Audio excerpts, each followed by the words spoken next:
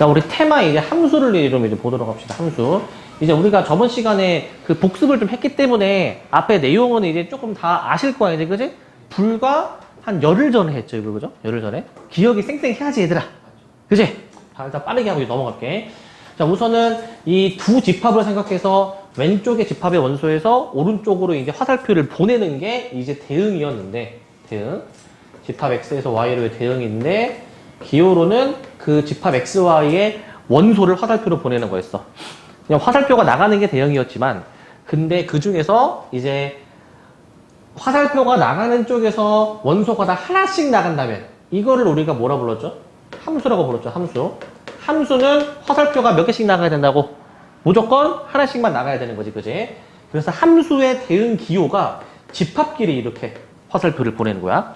아까 대응은 원소, 이제 보통 알파벳 소문자가 원소고 대문자는 집합이거든. 대응은 그 소문자, 원소로 화살표 보내지만 이제 함수는 대문자, 집합으로 화살표를 보내는 겁니다. 그래서 위 그림에서 화살표가 하나씩 나가는 거는 3번밖에 없겠죠. 이렇게 보시고, 그 다음에 정의역, 공역. 자, 이제 방금 위에서 보셨지만은 화살표가 이제 나갈 때 이 나가는 쪽이 이제 정의역, 받는 쪽이 공역이다라고 얘기했었지, 그치? 근데 이제 받는 쪽에서 실제 화살표를 받은 놈만 집합으로 하는 게 뭐였죠? 치역이었죠, 그치? 기억나시죠? 그래서 저번 시간에 내가 이제 그 막 설명하고 기억나니? 그 여자 남자? 그러고 있었지, 그치? 네. 자, 그래서 집합 X, 나가는 쪽을 우리가 정의역이라 불렀었고, 그 다음에 받는 쪽 전체가 일단은 공역이지만, 실제로 화살표를 받은 것만 우리가 함수값으로 정해놨었죠. 그래서 그 함수값들을 모아둔 게 치역이었습니다. 함수값들을 모아둔 게 치역이었었고요. 자, 별다른 조건이 없으면은 정의역, 치역은, 정의역, 공역은 실수 전체 집합으로 이제 보시는 거고, 함수는 FGA 소문자다. 그리고 치역은 화살표 받은 놈만 원소로 하는 집합이니까 당연히 공역의 일부분에 해당이 되겠지, 그지? 그리고 서로 같은 함수는 이 화살표 대응이 완벽히 일치하면 같은 함수다라고 이제 부르는 겁니다. 같은 함수. 대응이 완벽히 일치해야 돼. 대응이. 뒤에서 이제 예시가 나오겠는데 거기서 구체적으로 확인해보고. 그리고 함수의 그래프야. 이제 좌표 평면에서 함수를 만약에 내가 나타내보고 싶은데 이게 화살표가 하나씩 나가야 되다 보니까 X 하나당 Y 하나의 대응이 됩니다. X 하나당 Y 하나. 그러면은 지금 요 그려진 그림은 X가 이렇게 주어지면은 그에 대응대로 Y가 이렇게 하나밖에 안 나오는데 만약에 요렇게 그래프가 그려져 있으면 X가 이렇게 주어져 있을 때 그 여러 개의 Y에 대응이 되는 거잖아. 요러면 함수가 될 수 없다는 거죠. 그래서 함수가 되려면은 내가 선을 가로로 그으라 그랬어. 세로로 그으라 그랬어. 세로로 그으라고 얘기했지? 그래서 함수인지 따지는 법. 이 세로로 된 직선. 얘가 이제 세로로 된 직선이야. 세로선이랄게. 오직 한 점에서 만나야 된다는 겁니다. 세로로 된 직선과 한 점에서 만난다. 라고 이제 보시고. 자, 그 다음에 1대1 함수가 이제 나옵니다. 1대1 함수. 1대1 함수는 화살표를 받는 쪽에서 어떻게 받아야 된다고 했지? 많이 받아야 한 개. 받는 쪽에서 많이 받아야 하나 했지. 그럼 그림 1, 2, 3을 보시면 얘는 지금 많이 받아야 한 개. 만족합니까? 얘도 많이 받아야 한 개 만족합니까? 근데 얘는 여러 개 받는 놈이 있으면 안 되는 거죠. 그죠?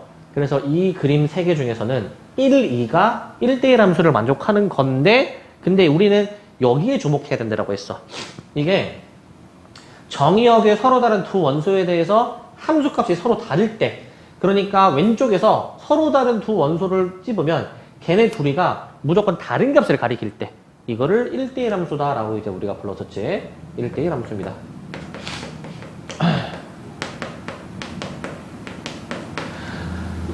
자, 그래서 이 표현이 좀 이제 중요하다고 했어요, 얘들아. 이 표현.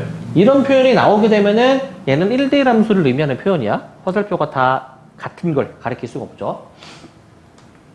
하지만 그림 3은 어떤 특정 놈이 여러 개를 이제 받으면 얘는 1대1 함수가 될 수가 없다라는 거고.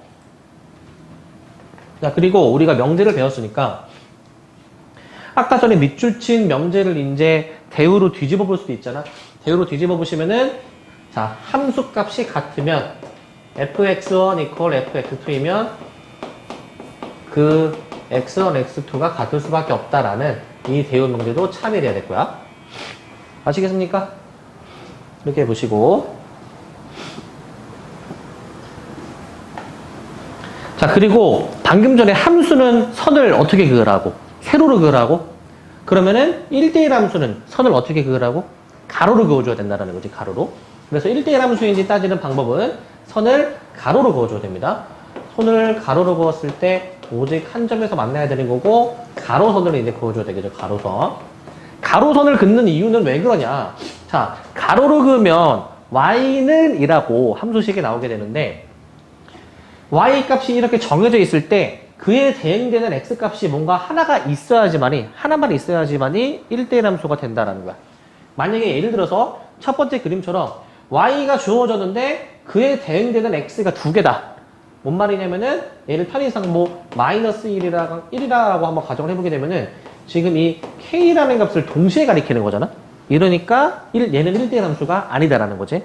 가로로 그었을 때 한 점으로 생각하시고요. 근데 여기서 이런 질문들이 나왔었던 게 뭐냐면은 이제 요거 있지.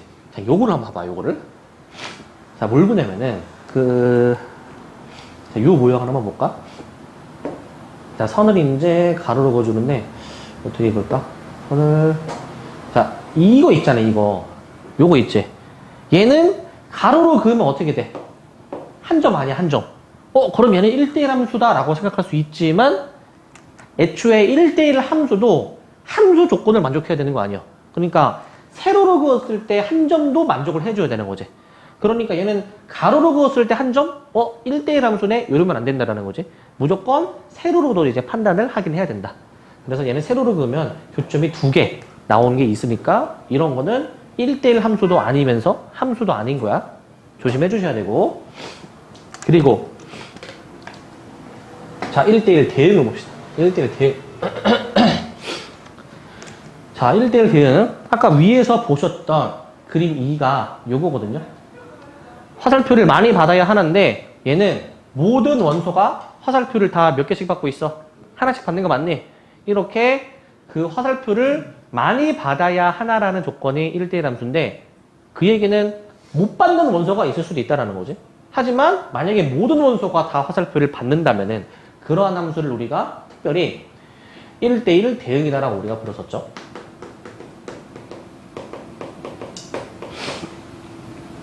자, 기억나십니까? 1대1 대응이다라고 불렀지.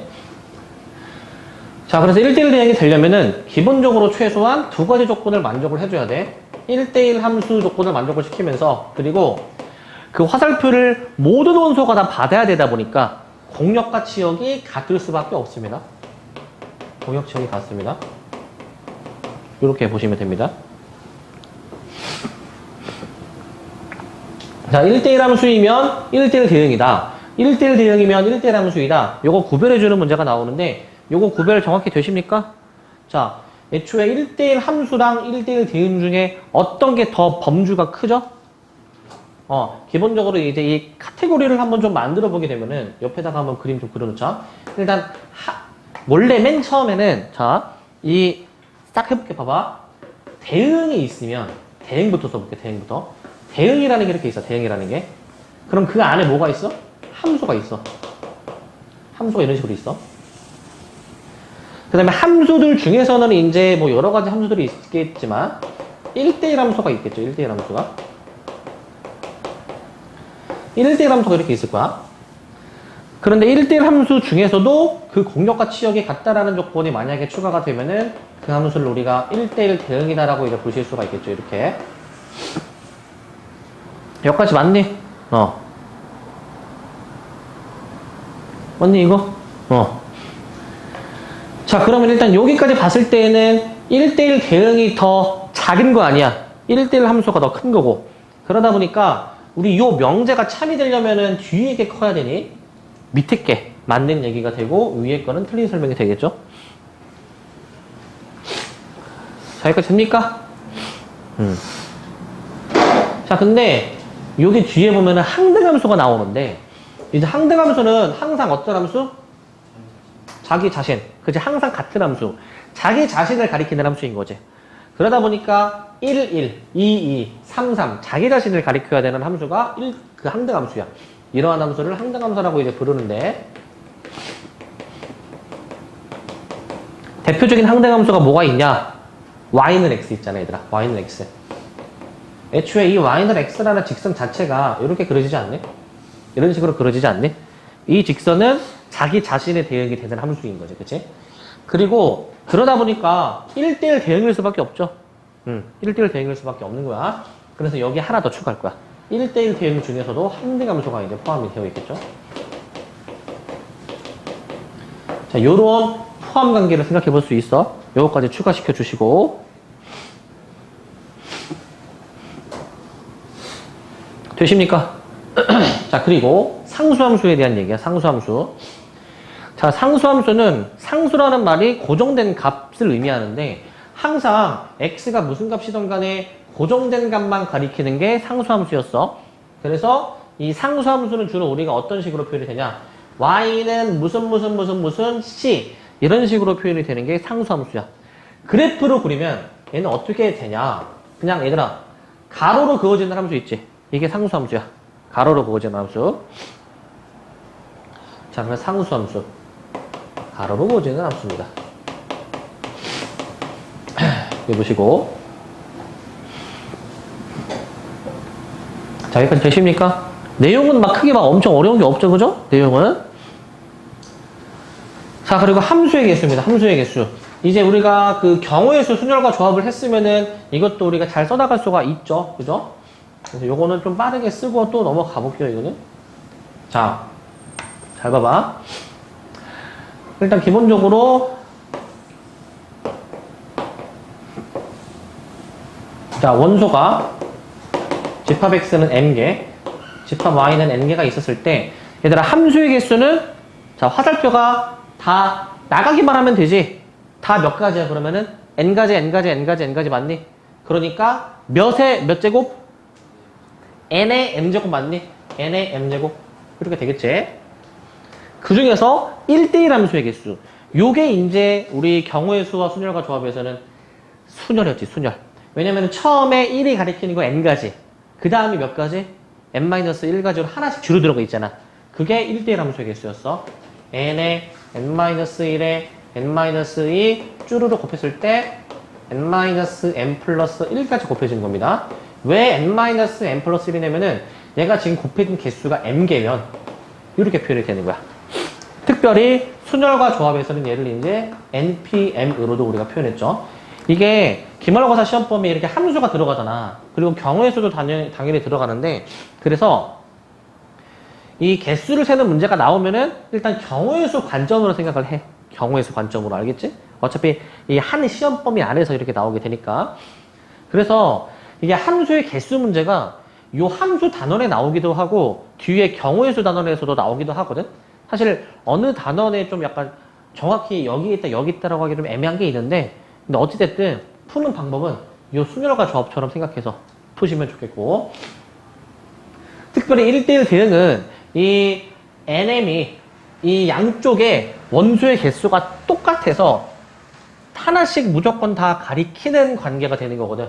그러면 n에 n-1에 n-2 쭈루루 마지막은 1까지 곱해지는 겁니다. 얘가 뭐였어? n 팩토리얼이었죠. n 팩토리얼. n 팩토리얼. n 팩토리얼이었고요. 자, 너는 혹시 그 1화 아니? 그 1화? 저 팩토리얼에 대한 이제 그냥 짤막한 1화가 있어. 뭐냐면은 어떤 이제 어른이 어린이한테 이렇게 물어보는 거야. 얘야, 1 곱하기 2 곱하기 3 곱하기 4가 뭐니? 라고 물어봐. 그러니까 얘는 어른이야. 그 어린이가 뭐라고 대답했냐면은 이제 4요! 라고 대답해. 4요! 이렇게 대답해. 그럼 이걸 보고 이제 문과 친구는 뭐라 대답해? 답이 틀렸구나. 답은 4가 아니란다. 라고 얘기를 하는데, 이과 친구들은, 너 똑똑하구나. 라고 이제 얘기를 하는 거지, 이제. 그래서 옛날에 이제 문과, 이과 약간 나누는 약간 그런 약간 뭐라고 해야 되냐, 이거. 그냥 1화 이런 게 있었는데 이제 4팩이 이제 1부터 4까지 곱을 의미하게 되는 거잖아. 그래가지고 문과 친구가 틀린 거, 이과 친구가 맞는 거 이런 얘기들이 또 이제 있었다 이제. 근데 사실 문과라 하더라도 이거는 우리가 지금 배우고 있잖아, 그지? 문과 이과 상관없이 사실 고1 때 배우는 거긴 하지만 그냥 이제 무수라고 하는 얘기 뭐 이런 게 있고. 자, 그리고 이제 항등함수의 개수는 자기 자신으로 대응하는 거라고 했잖아. 그 자체 한 가지로 보시면 되는 것이고, 상수함수는 이제 어떤 거를 가리켜야 되는지 하나 고르는 거지. 그거를 이제 그냥 n가지라고 해주면 되네, n가지. 근데 사실 우리가 그 순열과 조합도 복습했었으니까 순열과 조합의 의미로 따지면은 그 n개 중에서 하나 고르는 거 아니야? 그게 무엇이요? nc1이지. 의미로 따지면 사실 nc1의 의미인 거야. nc1의 의미. 이렇게 보실 수가 있습니다. 자, 여기까지 되십니까? 네. 그럼 이제 문제를 이제 볼 거야. 근데 이제 그 여기 필수유대 중요선의 얘들아 있잖아. 우리가 저번 시수업까지 복습으로 이제 했던 문제들 중에서 거기서 안 다뤘던 문제들하고 그 다음에 그때 다뤘었지만 자주 나오고 중요한 것들을 지금 또 다룰 거야 이제. 어려운 것도 몇 개 있습니다. 자, 이제 조건이 주어진 함수야. 문제를 한번 보시면 집합 x는 0 이상의 정수로 정의해놨는데 집합 x에서 x로의 함수 f를 이렇게 정의한대. 이렇게 f2022, f2024 이걸 구해주는 거야. 그냥 이거지. 집합 x는 0 이상의 정수니까 이런 식으로 있었을 거란 말이지, 그지? 그 다음에 집합 x에서 지금 집합 x로 지금 대응을 시키는 거죠.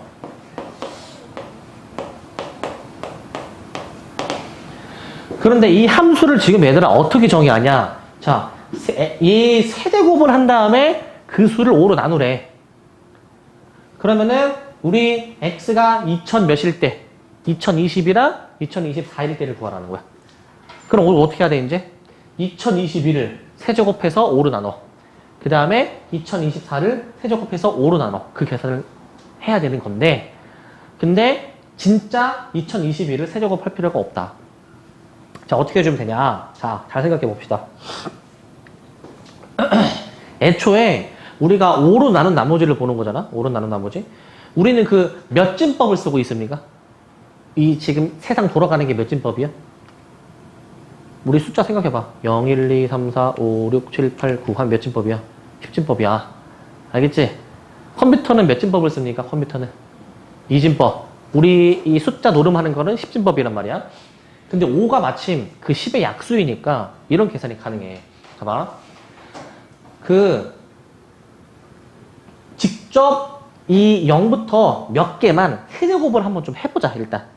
0의 세제곱 0인데 0을 5로 나누면 나머지가 몇이야? 0을 5로 나누면 나머지가 자기 자신. 얘들아, 5로 나눈 나머지 계산할 때 5보다 작은 수를 나누면 자기 자신이 나온다고. 그럼 1의 세제곱 1이지. 1을 5로 나누면 나머지가 몇이야? 1을 5로 나누면 나머지가 몇이야? 1, 자기 자신. 그 다음에 2의 세제곱 몇이야? 2의 세제곱 8 맞니? 8을 5로 나누면 나머지가 몇이야? 3. 3의 세제곱 몇이야? 27. 27을 5로 나누면 나머지가 몇이야? 2 맞니? 자, 4의 세제곱 몇이야? 4의 세제곱 64.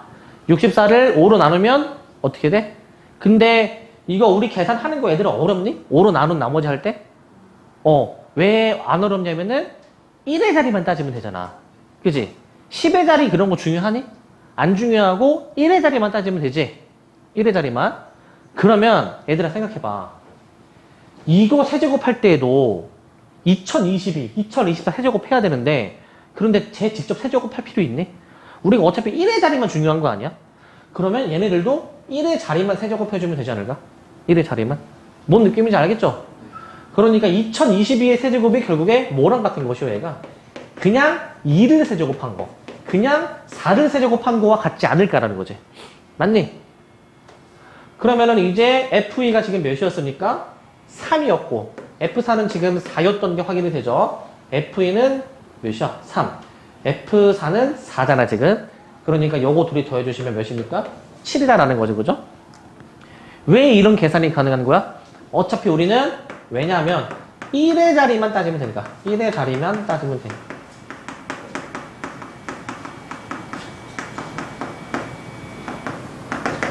이 계산이 이렇게 되는 이유가 여기 나와 있는 거야.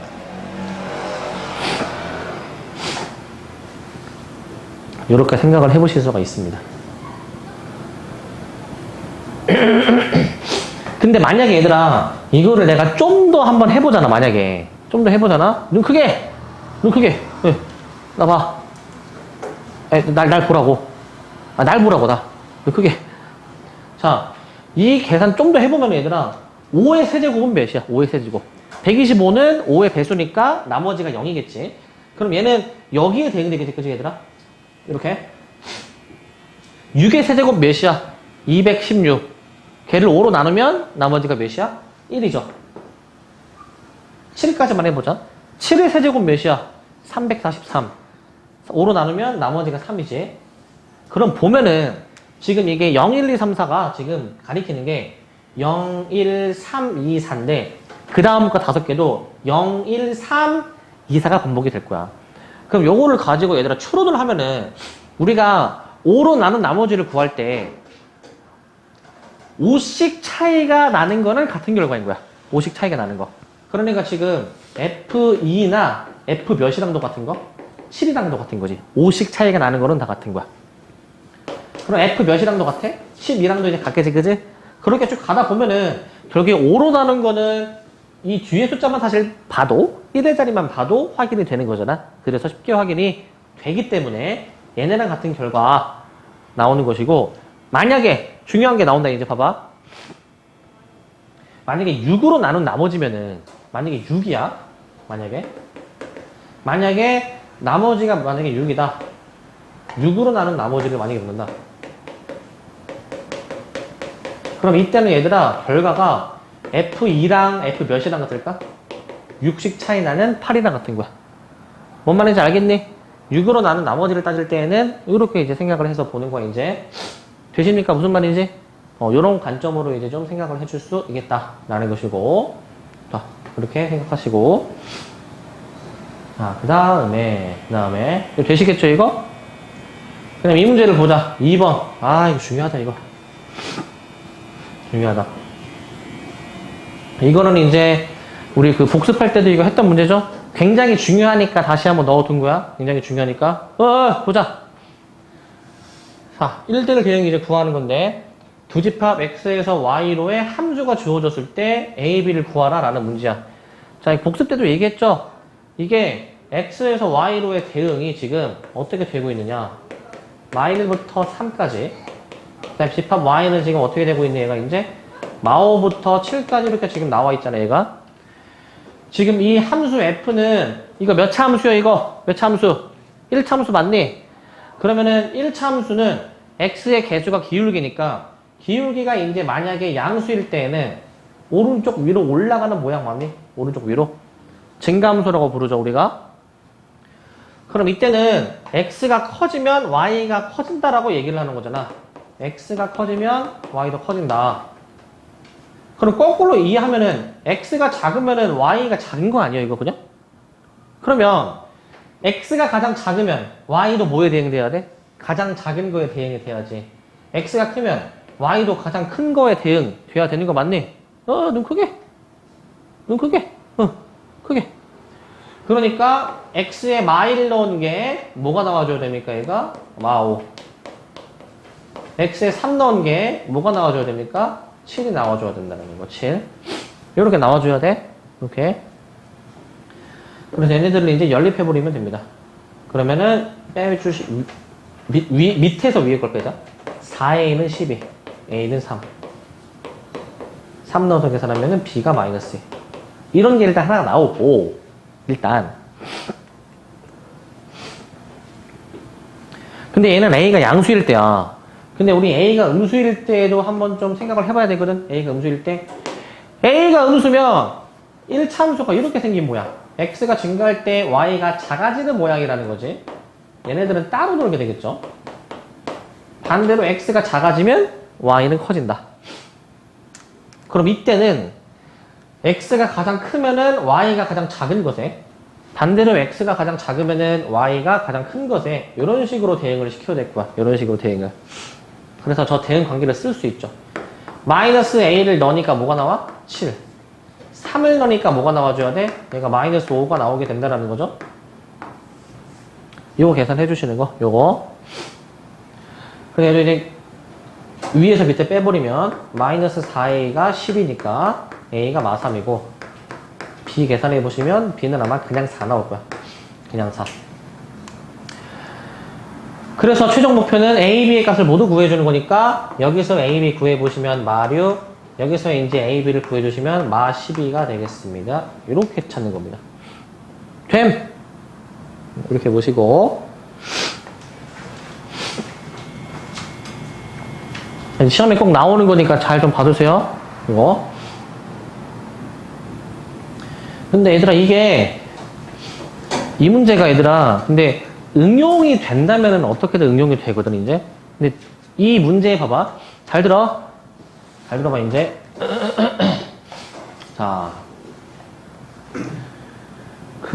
이 문제가 이제, 여기가 이제 이차함수로 바뀌어서 나올 수가 있단 말이야. 이차함수로 바뀌어서.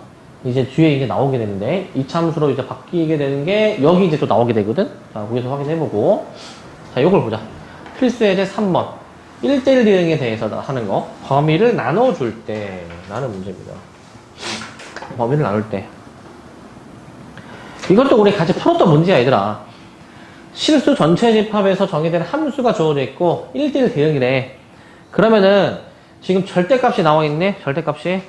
절대값 나와 있을 때, 우리 어떻게 처리했지, 이거? 국룰이야, 국룰. 기본 중에 기본이야. 범위를 항상 나눠줘야 돼, 절대값 보자마자.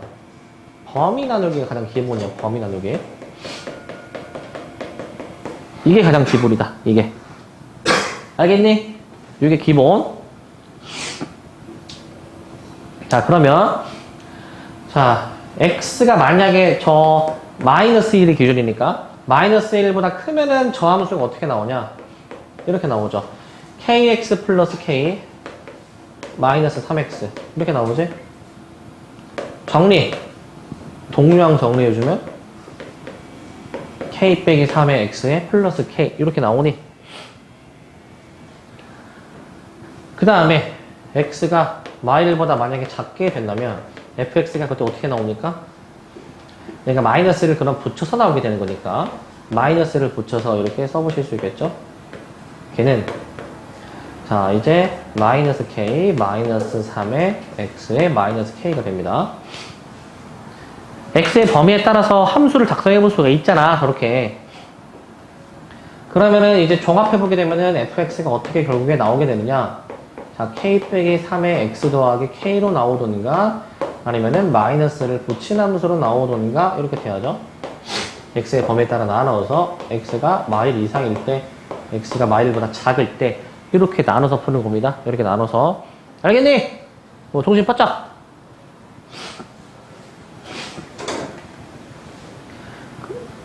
자, 얘가 1대1 대응이 돼야 돼. 1대1 대응. 얘들아, 일단 하나 알아야 되는 게 1대1 함수랑 1대1 대응을 잘 좀 구별해줘야 돼, 얘들아. 자, 요거 일단 풀기 전에 다른 여백에다가 이거 써놓자, 얘들아. 여백에다가.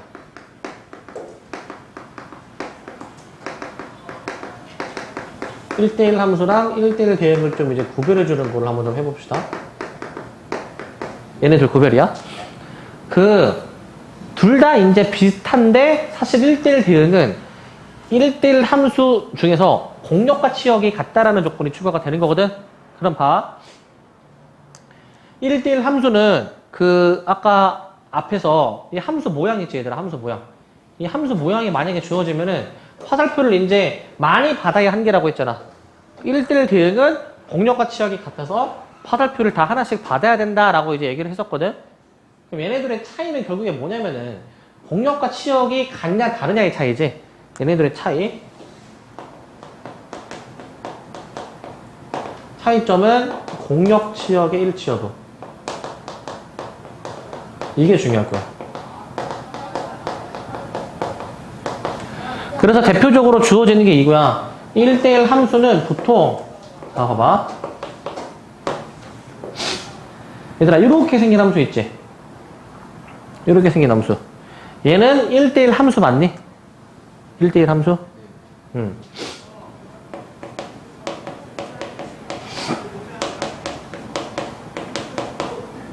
얘는 가로로 그었을 때 교점이 하나가 나올 수도 있고 안 나올 수도 있거든. 그러니까 1대1 함수가 되는 거야, 이거는. 맞니? 그리고 또 이런 함수도 생각해 볼게. 그냥 y는 x. 이거 그냥 대놓고 1대1 함수잖아. 얘도 1대1 함수를 만족을 하죠. 가로로 그었을 때 교점이 항상 몇 개만 나오니까 얘가 하나만 나오죠. 그런데 1대1 대응의 여부를 한번 생각을 해보자. 1대1 대응. 얘 1대1 대응 되니 안 되니 이거?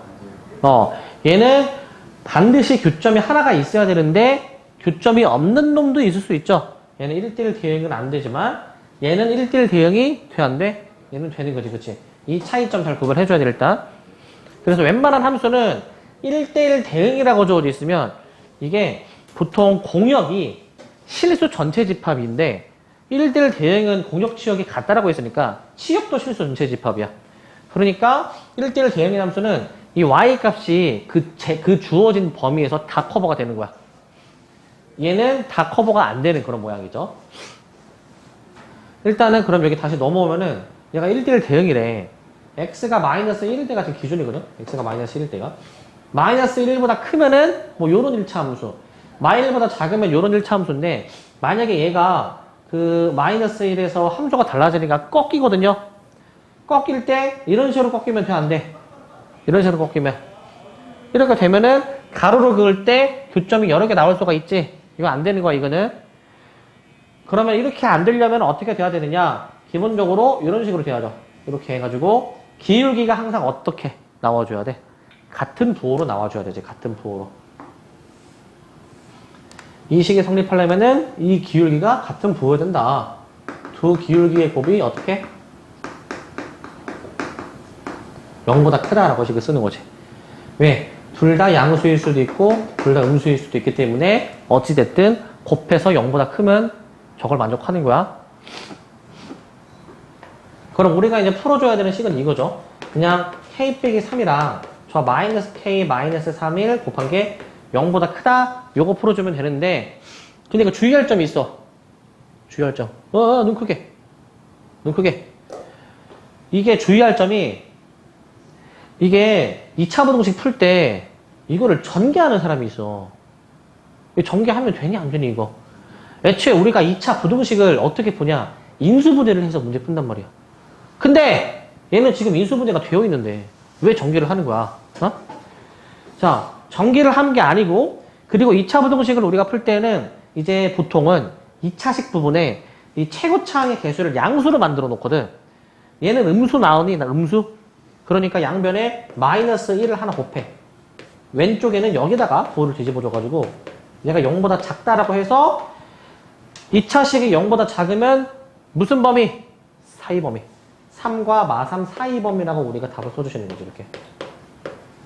이게 최종 답이다. 이게. 3과 마3 사이 범위를 해주시면 되는데 그런데 정수 K의 개수래. 정수 몇 개야 이거? 5개. 이거 그 몇 개 안 되니까 직접 세도 되지만 이거 정수의 개수 세는 거 내가 얘기했죠? 맨날 얘기해주죠? 정수 개수 세는 거. 뒤에 숫자에서 앞에 걸 뺀 다음에 등호가 없으면 빼기 1. 등호가 하나 있으면 그대로. 등호가 둘 다 있으면 더하기 1이었죠? 네, 잘 알아두시고. 그리고 요 문제. 요 문제를 보자. 요 문제.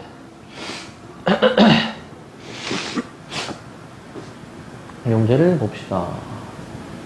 일단은 뒤에 이제 세 문제가 이제 나왔거든. 세 문제. 세 문제를 봅시다. 자, 필수제 4번이야. 1대1 대응이 2차 함수로 지금 바뀐 거야. 2차 함수. 자, 2차 함수로 나오면은 이제 확인해 주셔야 되는 게 두 가지야. 일단 첫 번째, 일단은 대칭축의 위치를 확인해야 돼. 대칭축의 위치. 이 함수의 모양을 보고 일단 얘들아, 함수의 모양을 보고 대칭축을 구해. 대칭축이 몇이야? 2분의 3이야. 마이너스 2a분의 b 기억나니?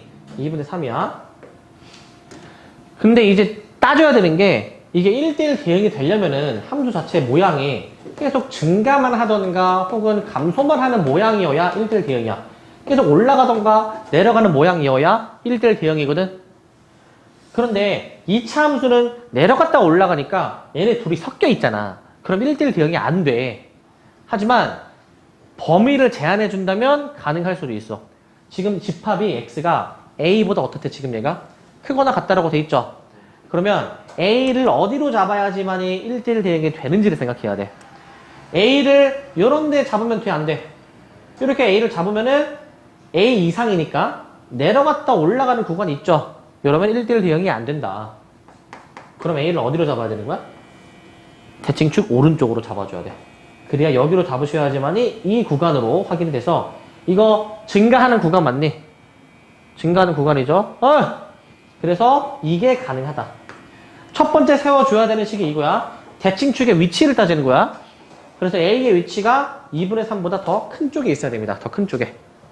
더 큰 쪽으로 생각을 해주면 돼. 더 큰 쪽으로. 그렇게 보시면 되고. 근데 사실 이건 생각해보면 이거야. 이게 결국에는 A가 얘보다 커야 되잖아. A가 얘보다 커야 되는 거는 이 그림을 그려보면은 확인이 되겠죠. 그죠? 자, 그 다음에 두 번째. 1대1 대응이래. 그러면 집합 X가 지금 A 이상이니까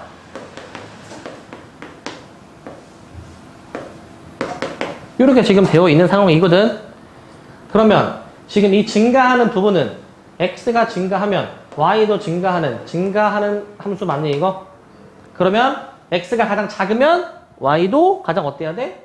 가장 작은 거에 대응을 시켜야 되는 거 맞니? 가장 작은 거에 대응을 시키는 거. 이거 확인됩니까? 네, 이렇게 확인이 되죠. 그러니까 결론적으로 A를 넣어서 뭐가 나와줘야 돼 이게? A가 나온다. 즉 X에 A를 넣어준 값이 A다 라고 해서 푸는 거야. 넘어가면은 A제곱 마이너스 4A 플러스 3이 0. 인수분해해서 A가 다 나오게 되겠죠? A가 1 또는 A가 3이야. 하지만 A가 2분의 3보다 크다라는 조건이 있어서 3으로 결정해줍니다. 왜? A가 2분의 3보다 크다라고 이제 얘기를 했었기 때문에 이런 식으로 정의를 해주는 겁니다. 아시겠습니까? 이런 식으로 이제 보는 거야. 이렇게 보시면 됩니다. 이 문제가 좀 응용이 돼서 나올 수 있는 게 어떻게 응용이 될 수 있냐면은 이렇게 응용이 될 수가 있어. 얘들아 이게 부등호 방향이 반대로 나올 수도 있어. 반대로. 그럼 어떻게 돼? 부등호 방향이 만약에 반대였다. X가 A 이하일 때를 보는 거지. 그때는 이게 맞는 거야. 얘를 A로 잡아서 하는 게 맞는 거야, 이때. 왜냐면은 A보다 작은 쪽이니까 이렇게 되는 거 맞니? 이렇게 되는 거. 얘는 감소하는 구간 많이 감소하는 구간. 얘는 감소하는 구간이지, 그죠? 그러면은 X가 가장 크면은 Y가 가장 작은 거에 대응이 돼야 되겠지? 그렇게 이해를 해서 풀어보시면 되겠습니다. 알겠죠? 네. 자, 보시면 필세지 5번인데, 이게 시험에 나온다. 시험에 나온다, 이게. 이게 집합 X 1, 2, 3, 4인데, 함수를 3개를 줬어요. F, G, H. F는 1대1 대응, G는 항등함수, H는 상수함수로 이제 줬는데, 뭐 이런 조건을 만족하는 상황이야. 이 값을 구하라 이거지. 자, 이게 함수들 중에 저 함수들 3개 있는데, 여기서 얘들아 가장 까다로운 함수를 좀 고르면은, 이제 가장 조건이 좀 많은, 가장 이제 이 집합 벤 다이그램을 따지면 가장 안에 있는 것으로 볼 수 있는 게, 항등함수가 되게 까다로운 거거든. 무조건 자기 자신이 대응이 돼야 되잖아. 그 다음에 상수함수 좀 까다롭고, 얘는 이제 무조건 특정 값으로만 가야 되니까. 그래서 이런 문제 나오면은 여러분들 가장 먼저 하실 게 얘들아, 얘네 둘을 먼저 찾아야 돼. 근데 순서가 항등함수를 보통 먼저 찾으시고, 왜냐면 항등함수는 자, G가 항등함수거든. G, 5가 몇이야? 자기 자신으로 나와야 되는 거야. 5가 나오는 거지, 그치? 그러니까 이런 문제 푸실 때는 항등함수가 1번이야. 항상 순서가. 그 다음에 상수함수가 2번이야. 그 다음에 1대1 대응이 보통 3번이야. 이 순서로 보통 이제 찾거든. 이 순서로 그 함수의 값이 결정이 돼, 보통. 그러니까 이 순서로 가야 돼. 이렇게 가는 순서로 가. 오케이? 그럼 봐봐. 문제에서 구하는 게 이걸 구하라라고 했는데 항등함수는 바로 찾을 수 있잖아, 얘들아. G2가 몇이야? G가 항등함수니까 얘는 무조건 2겠지? 이거 당연한 거죠, 이거는? 지나가던 걔한테 물어봐도 2라고 해. 에? 이런다고. 알겠지? 그리고 여기 기니디를 보시면 여기서 G가 항등함수 먼저 결정할 수 있으니까 G를 먼저 싹 다 결정해놔. 그러면 G2는 몇이야? 2. G3이 몇이야? 3. 자기 자신으로 나오는 거 맞니? 그렇게 한 다음에 자, 그 다음에 이제 좀 중간 점검을 해보자. 이렇게 해놓으면 얘들아 H는 상수함수야. 이제 두 번째 H를 결정할 거야. 자, 두 번째 과정은 다른 색깔. 자, H는 지금 어떤 특정 값만 가리키는 건데 근데 H4가 3이네. 그러면 H는 무조건 값이 3으로만 가야 되는 거지. 그래서 H는 무조건 그 값이 몇이다? 3이다. H는 무조건 그 값이 몇이다? 3이다라는 거지. 무조건이지, 그지? 자, 그러면은 이렇게 좀 써 나가면은 나머지 이제 다 확인할 수가 있어.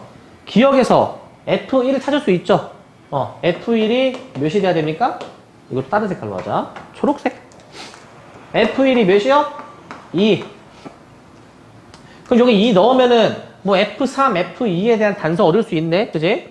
일단 밑에 거를 처리하면 바로 나와. F2도 3이잖아. 자, F3 찾을 수 있죠. 몇입니까? 1. 여기 1로 나오는 거 맞네? 그러면 이제 이 문제 끝난 거지. 아, 개꿀. 너무 쉽지? 그래서 F4는 몇이냐? 지금 1, 2, 3, 4가 이제 가리켜야 되는 상황인데 F라는 함수는 1대1 대응하는 함수이기 때문에 지금 이렇게 집합을 이제 대응을 시킬 때 F1이 2다, F2가 3이다, F3이 1이다 나왔잖아. 마지막 4는 4로 연결이 돼야 되겠죠.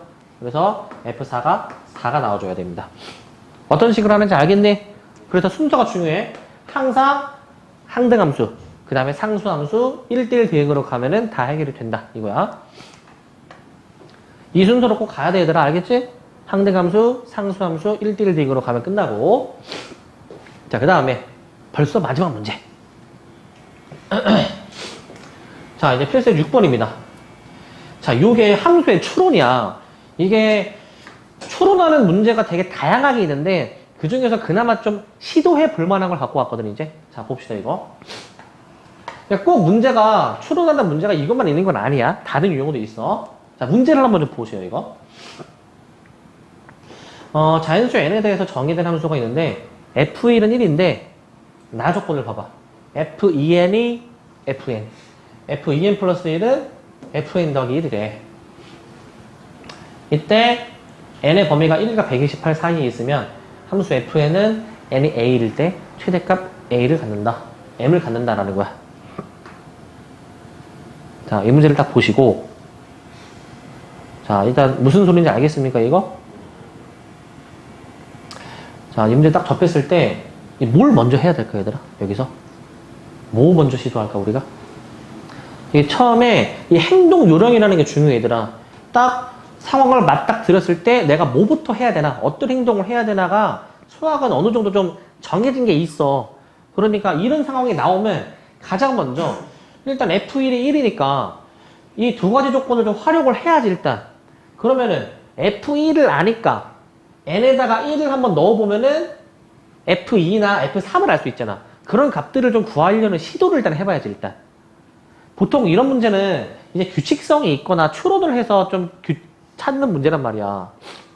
그래서 우리의 목표는 뭐냐면은 이 FN이 이 n의 범위에서 어떨 때 도대체 최대가 나오는지를 추론을 해야 된다고. 추론을 하려면 일단은 이게 어떻게 생겨 먹은 구조인지를 알아야 돼. 알겠니? 이게 이제 어떤 느낌이냐면 얘들아, 요즘은 이제 아니지. 이게 불과 이제 한 6월달까지만 해도 이제 나라에서 이제 뭐 수능 문제를 이제 교과서 중심으로 이렇게 내라라고 얘기한 게 있었단 말이지. 그 장침이 있기 전까지는 이 문제는 아니지만, 이런 유형은 아니지만, 이제 이것보다 훨씬 어려운 수준의 문제가 이제 수능의 이제 한 메타 중에 하나였어. 한 트렌드라고 보면 되지, 트렌드. 한 근 5년간 트렌드였어.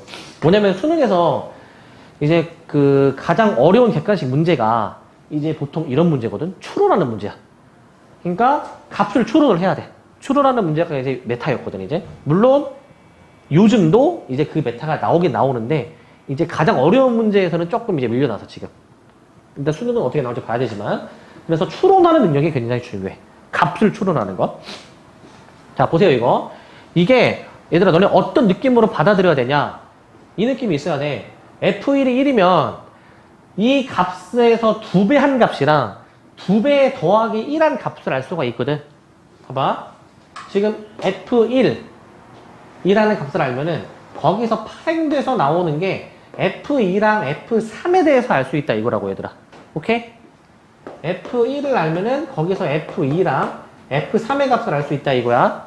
되겠습니까? 그럼 여기서 한 번 더 얘들아. 이게 내가 방금 전에 얘기했지. 어떤 값의 2배를 한 거와 거기에 더하기 1을 한 함수까지 함수값을 알 수 있다고. 그러면 F2를 통해서 알 수 있는 게 뭐야? F2를 통해서 알 수 있는 거는 얘를 2배를 한 몇? F4에 대해서 알 수 있고 또 F 몇에 대해서도 알 수 있어? 5에 대해서도 알 수 있다고 얘들아. 되니 이거? 3도 마찬가지 얘들아. F 몇에 대해서 알 수 있어? 2배 한 6. 또 2배에 더하기 1을 한 F7에 대해서도 알 수가 있다고. 되십니까? 근데 내가 이 값을 그 옆에 써볼게. F1은 1이라고 주어졌는데 얘들아. 이게 2배가 되는 거는 함수값이 똑같네? 내가 왼쪽으로 내려간 게 2배고 오른쪽은 2배 더하기 1을 한 거야. 그러니까 왼쪽으로 내려가면은 그 위에 거랑 값이 똑같네. 그지? 그럼 얘 1이네? 또 2배 하면 얘도 몇이야? 1이네? 되니 이거? 그리고 거기에 더하기 1을 한 함수 있잖아.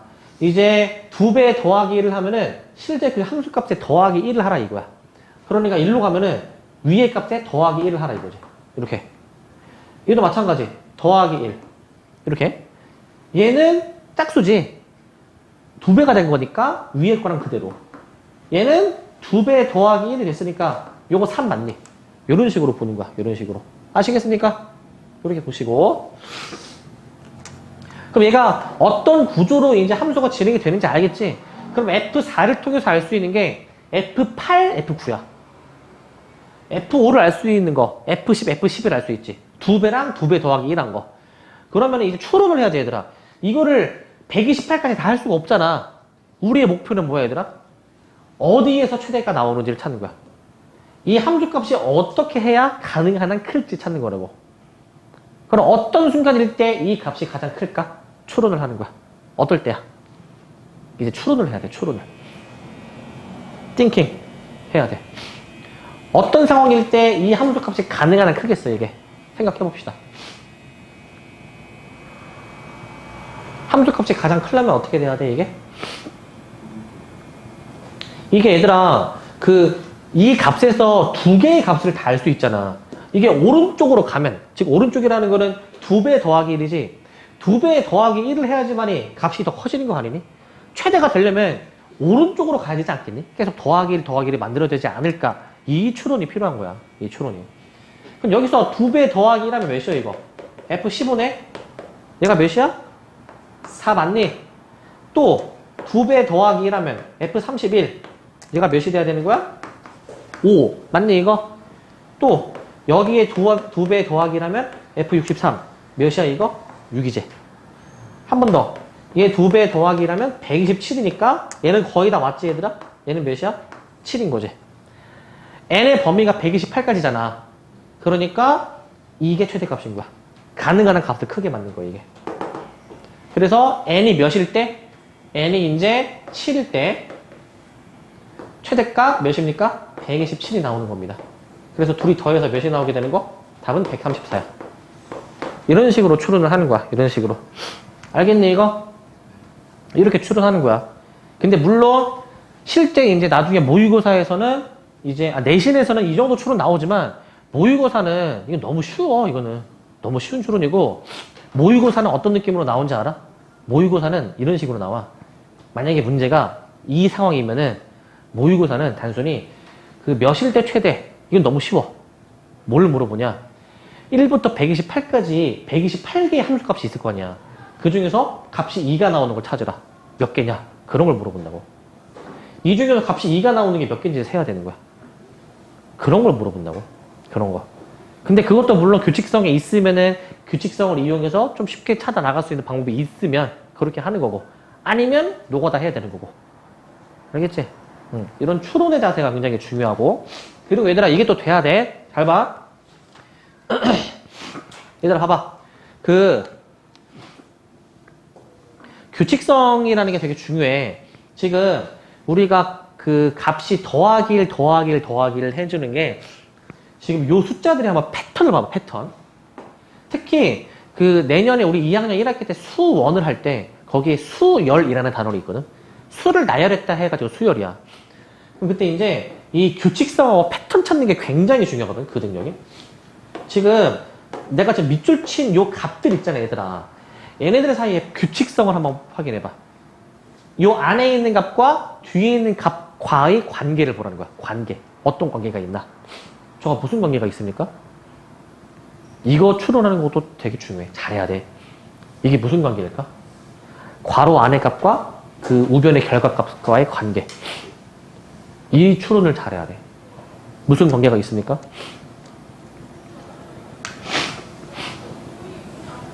보입니까? 무슨 관계인지? 네? 보일 것 같아? 네. 그래. 보입니까? 관계? 자, 잘 추론해야 돼, 이거. 자, 정답을 얘기할까? 네. 자, 봐봐. 이게 보여야 돼. 이 괄호 안의 숫자는, 봐봐. 괄호 안의 숫자는 뒤에 있는 숫자 있지? 뒤에 있는 숫자의 2의 거듭제곱 빼기 1이야. 2의 거듭제곱 빼기 1. 그렇지 않니? n이 3이면은 2의 세제곱 빼기 1이잖아. 7. 이렇게. n이 4면 2의 4제곱 빼기 1. 15. 이렇게. 이런 규칙성이 보여야 돼. 이런 게. 규칙성 맞니, 이거? 적용이 되죠? 이런 게 보여야 돼, 이런 게. 알겠지? 이 능력이 굉장히 중요한 거야, 이 능력이. 그러면 여기서 이것도 생각해 볼 수 있지 않을까? 얘가 계속 왼쪽으로 가면은 값이 몇이 되는 거야, 얘가 지금? 얘는 계속 값이 1이 나오게 되는 거잖아. 왼쪽으로 가면은 2배 한 건데, 위에랑 똑같은 값이니까. 그럼 얘는 봐봐. 1, 2, 4, 8. 자, 여기서 추론할 수 있는 게 뭐야? 2의 거듭제곱은 항상 그 결과가 몇인 거? 1인 것으로 볼 수 있지. 여기서 이끌어낼 수 있는 게 이런 것도 이끌어낼 수 있지. 2의 거듭제곱이 항상 1이다. 이런 걸 파악하는 능력이 중요해. 이런 걸. 알겠죠? 그러니까 1위도 해보고 저리도 해보고 관계도 해보고 곱해보기도 하고 더하기도 하고 제곱도 다 해봐야 되는 거야. 그런 능력이 굉장히 중요합니다. 추론은 사실 이것만 있는 게 또 아니고 다양한 느낌의 추론이 있습니다. 얘는 이제 기존의 값을 이제 뭔가 2배하고 2배 더하기 1한 거를 이제 알 수 있는 그런 추론이라면 다른 추론은 이제 케이스 나눠서 하는 것도 있단 말이에요. 이제 케이스 나눠서. 얘는 값이 딱딱딱 다 정해지긴 하지만 이제 주로 나오는 게 이런 거 있지. 아까 앞에 얘랑 비슷한 느낌인데 어떤 1대1 함수를 줘. x에서 x로의 대응이 1대1 함수인데 이제 1대1 함수가 어떤 대응인지는 안 알려주는 거지. 화살표 어떻게 나가는지. 조건을 가지고 이제 추론하는 그런 문제가 이제 또 나온단 말이에요. 이제 그런 추론 문제들을 주로 추론은 케이스를 나눠서 풀어야 됩니다. 케이스를 나눠서. 그래서 그런 거를 굉장히 잘 해주셔야 됩니다.